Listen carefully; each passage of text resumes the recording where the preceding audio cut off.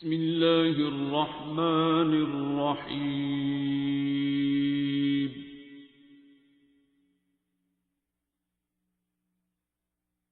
अर्रहमान।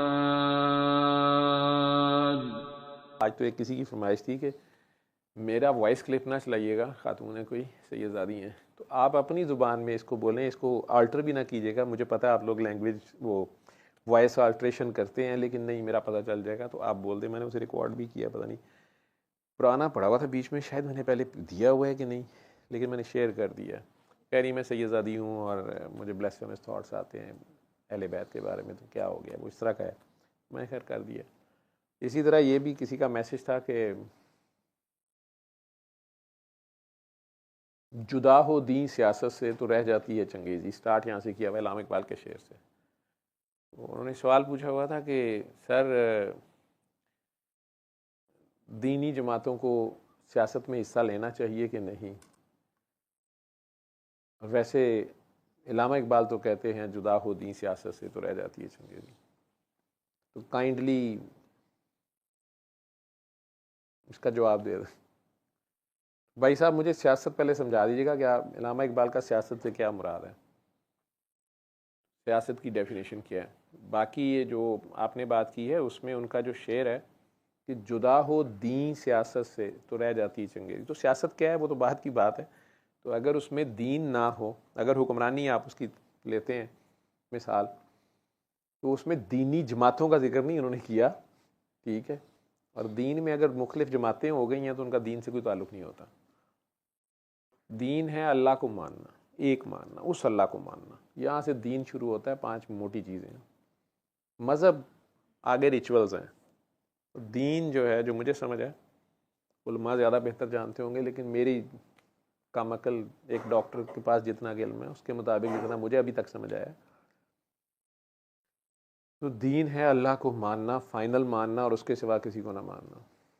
रोज़े क़यामत को मानना कि उसके सामने पेश होना है और हिसाब किताब होना है, और दूध का दूध पानी का पानी होना है। इस पे अगर यकीन हो, बड़ा मुश्किल है कि हम जुल्म करें, ज़्यादती करें, बहुत मुश्किल है। ये कमज़ोर होता है ईमान तो हम जुल्म ज़्यादती करते हैं। नहीं तो अगर पता हो कि अल्लाह देख रहा है, अल्लाह है और अल्लाह को जवाब देना है और बड़ा सख्त है और दोज़ख है, कहाँ किसी से कुछ होता है। मास्टर साहब ने हमारे दौर में तो एक मौला बख्श रखा होता था, सामने पढ़ा होता था, हर क्लास में पिन ड्रॉप साइलेंस होती थी।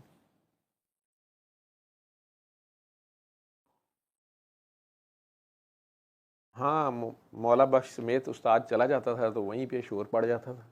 हालांकि उस्ताद वहीं स्कूल में ही होता था, लेकिन शरारतें और पंगे शुरू हो जाते थे।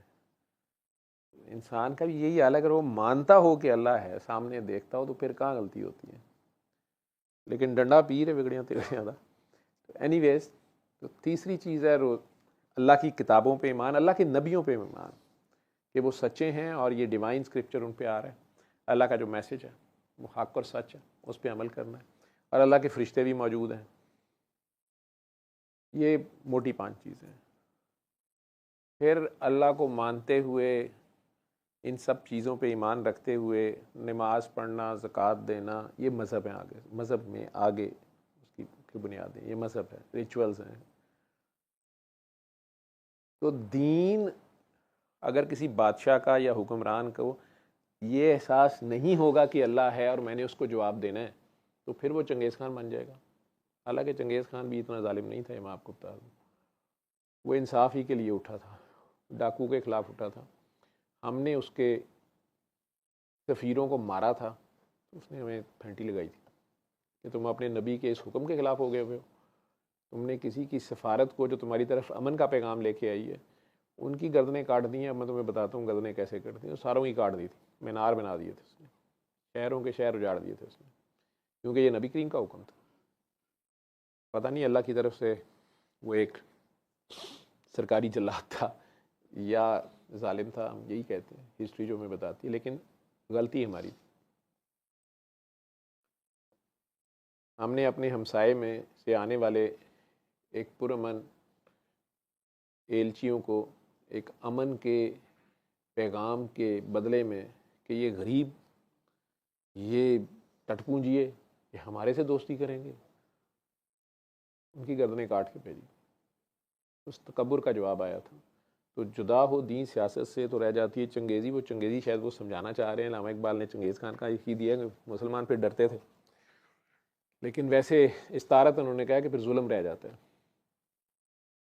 तो दीनी जमातें जो हैं, अगर उनमें दीन होगा वो सारे मुसलमानों के लिए है। अगर हुक्मरानों में दीन होगा, जमातें शमातें नहीं होंगी, सब एक के पीछे खड़े होंगे। और इस्लाम के तर्ज़ हुकूमत में जो बेहतरीन तकवा वाला होगा, सारे उसके पीछे होंगे और हर 4 साल बाद नहीं सिलेक्ट करना पड़ेगा। अनटिल अनलेस कि अल्लाह रसूल की वो नाफरमानी ना करे तो उस उलुल अमर के पीछे आप खड़े होंगे। इस्लाम तो ये है। तो आपके सवाल का मैं इतना ही मुझे जवाब आता है, लेकिन शेर को आपने उल्टा फिट कर दिया कि जी दीनी जमातें जो हैं उनके बगैर सियासत नहीं होगी। तो ये मैं नहीं इस पर कोई भी राय देता, लेकिन शेर अल्लामा इकबाल का जो है वो उनके कहने का मतलब जो मुझे समझ आया वो यही है। वो चाहे हमारे घर की सियासत है, घर में अगर अब्बा जी जो हैं उन्हें खौफ खुदा नहीं है, घर के बड़े भाई को अगर खौफ खुदा नहीं है, वो जुल्म कर रहा है, इंसाफ नहीं कर रहा, वहाँ भी काम ख़राब हो जाएगा। खामंद को घर में हुक्मरानी हासिल है, वो बीवी से जुल्म कर रहा है, खुदा याद नहीं है, रोज़े आखिरत याद नहीं है, तो भी काम ख़राब है। बीवी अल्लाह को भूल गई है, तब भी काम ख़राब है। हम सारे ही आपस में जो रह रहे हैं, इसमें अगर अल्लाह शामिल रहेगा तो बहुत से फसाद, बहुत सी बीमारियां ऑटोमेटिकली नहीं होती हैं। मेरे बात की गवाही कोरोना ने दी थी, कोविड ने दी थी। जब सही पूरी दुनिया में उसका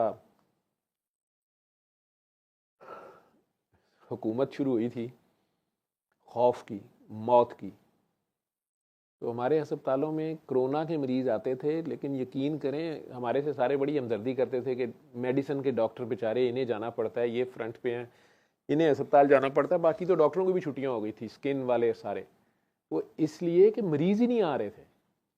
तो आए कोरोना के मरीज़ के ना हार्ट अटैक आते थे, ना फालज आते थे, ना गुर्दे फेल हो रहे थे, ना खून की उल्टियाँ हो रही होती थी। बहुत कम मरीज़ रह गए थे। एक्सीडेंट्स तो आप कह सकते हैं ना जी, सड़कों पे गाड़ियाँ ही नहीं थी तो एक्सीडेंट कम हो गए, मरीज़ ही नहीं आ रहे थे। डिप्रेशन, एंजाइटी, साइकी के तो मरीज़, सबको खुदा याद आ गया। खुदा याद आया तो घरों में चैन, आपस में प्यार मोहब्बत से रहना शुरू हो गए। चाहे नहीं भी मिल रहे थे एक दूसरे से दूर दूर, लेकिन एक दूसरे को फ़ोन कर करके कह, तू मैनू माफ़ कर दे, मैं तेनू माफ़ करता। नफ़रत ख़त्म हुई, बीमारी गायब हो गई। पूरी दुनिया के अस्पतालों में, चाहे वो अंग्रेज़ थे, मुस्लिम्स थे, नॉन मुस्लिम्स थे, सारी दुनिया के हॉस्पिटल्स का ये ट्रेंड था। बीमारी गायब हो गई अचानक। एक ही बीमारी रह गई, कोरोना, और वो भी गब्बर सिंह याद आता था कि जो डर गया वो मर गया। तो जो कोरोना के साथ भी कहता था अल्लाह मालिक है, अल्लाह है ना, वो तो बच गए। जिन्हें क्या हाय कोरोना ना, मैंने ड्यूटी पे नहीं जाना, मुझे कोरोना होना है, उन्हें गाड़ी हो गया। जिन्हें ये याद था कि अल्लाह मालिक है, बचत भी हो गई।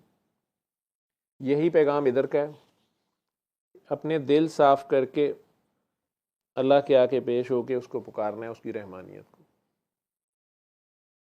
और अगर आपसे जुल्म हुआ है तो अपने गुनाहों पे फ़ख्र करके उसके आगे पेश हो जाए, या अल्लाह मियाँ आपको पता तो है, वो रहमान है, माफ़ करता है। मासवाए आप में से वो चंद लोग कैफियत वाले जिन्हें बीमारी नहीं है, अपने अपने इश्क हैं, अल्लाह मियाँ को टेलीफोन किए हुए हैं, ज़िद्दें हैं, नहीं नहीं बस आपकी गोदी में बैठना है, उतरना नहीं है, सरकार दो आलम की गोदी से नहीं उतरना, बस मेरे ही हैं। वो अंदर ही अंदर इनके अपने कोई तारें जुड़ी हुई हैं। जैसे ये काकी जी का मैसेज जो मैंने पढ़ा है, तो वो कह रही है मैं नजीबुत्तफ़ैन सैयदा हूँ, सैयदज़ादी हूँ, और मैं फ़िका जाफरिया से हूँ, और अहले सुन्ना में मेरी शादी हुई है, मेरे खामन बहुत अच्छे हैं, और अब तो 30 साल के पता नहीं कितने हो गए हैं बच्चे, बेटे मेरे तीनों कॉलेज जाते हैं। लेकिन अब अचानक मुझे अहले बैत के ज़िक्र पर मैं शायद खुद वो हैं ज़ाकिरा, तो उनके ज़िक्र पर मुझे जो है अजीबो गरीब ब्लेसफेमस थॉट्स आती हैं। मैं डर रही हूँ स्पेशली मौला हुसैन और वो सारे करबला वालों के लिए। तो रो रही थी कि मेरी क्लिप ना सुनवाइएगा, आप खुद इसको बोल दें और मुझे इसका हल बताएं।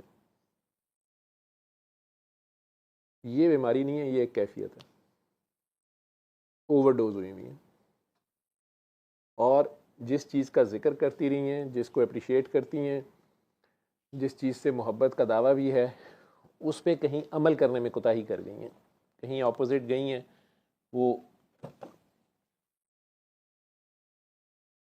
वो चीज़ अब अपने अंदर से तंग भी करती है, कल्ब सख्त हो गया है, क्योंकि ज़िक्र आप ज़्यादा करें लेकिन अमल ना हो, इबादत है रियाजत नहीं है, कहीं कमी रह गई है, तो फिर आपको रोका जाता है उस चीज़ से।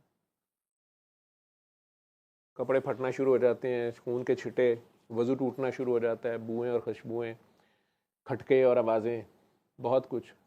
अब बात की समझ ना हो तो फिर कह देंगे जिन्न आ गया, जादू हो गया है, बंदिश हो गई है।